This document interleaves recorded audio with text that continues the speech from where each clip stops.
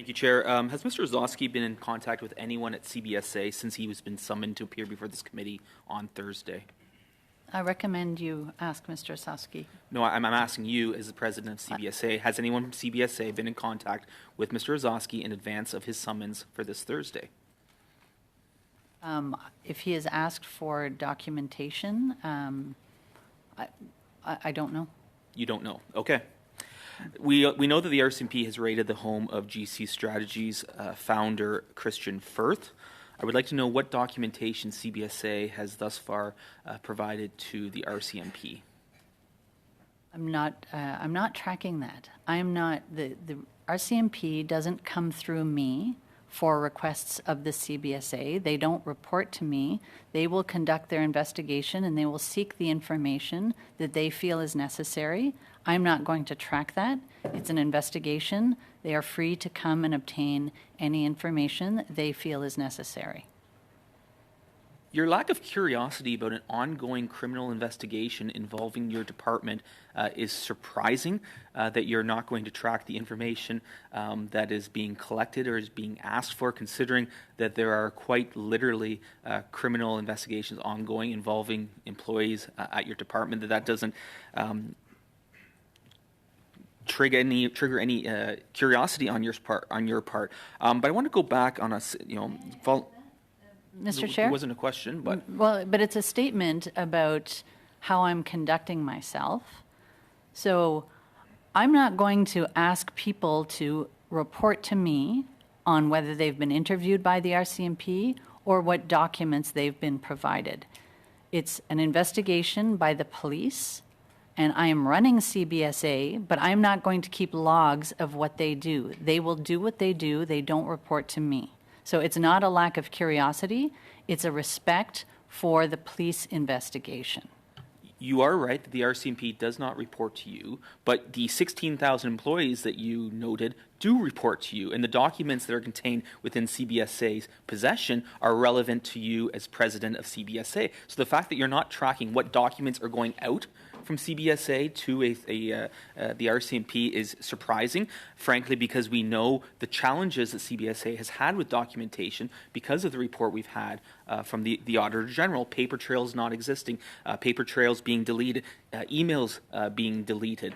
We know from Mindone's emails magically disappearing. So I want to know what you as president of the CBSA are doing to maintain the integrity of the documents within CBSA, that they are being preserved, that they're being kept intact, and so they're not magically disappearing when there is an ongoing RCMP investigation, which includes the Canada Border Services Agency.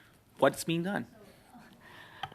You know, if I asked employees to report to me on what documents they may have provided at the RCMP or interviews, I would be sitting here being accused of interfering in a police investigation. And so the RCMP has every right to come and obtain the documents it feels it needs. I don't feel the need to track that.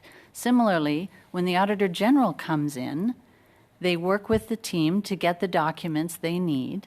And nobody reports that to me. I don't interfere with that. My expectation is, and I've made that clear, that the documents that anybody in those positions, be it the Auditor General or the police, wish to seek and obtain, that they are handed over. So I don't know what you're talking about in terms of the magical disappearance of emails, but I can tell you that the RCMP is gathering the information it feels that it needs. I can tell you which emails have magically disappeared. It was Mindone's, your former...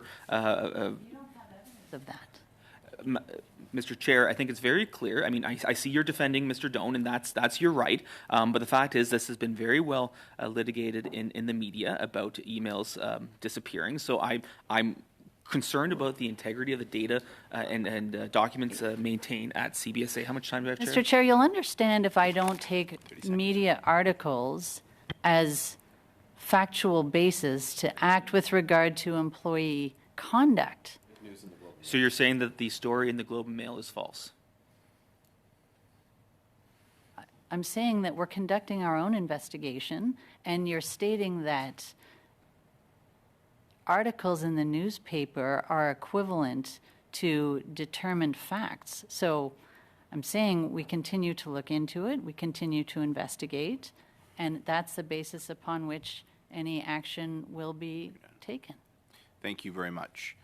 Up next is Ms. Khalid. You have the floor for 5 minutes, please. Thank you very much, Chair, and thank you to the witnesses for being here today.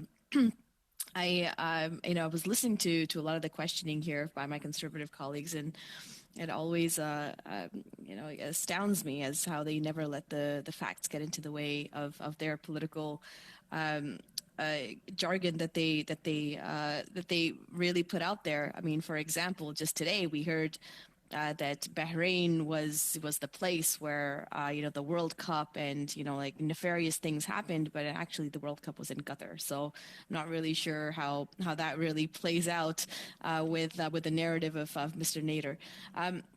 But again, I thank you, Ms. O'Gorman, for being here today and for answering questions yet again on this important topic.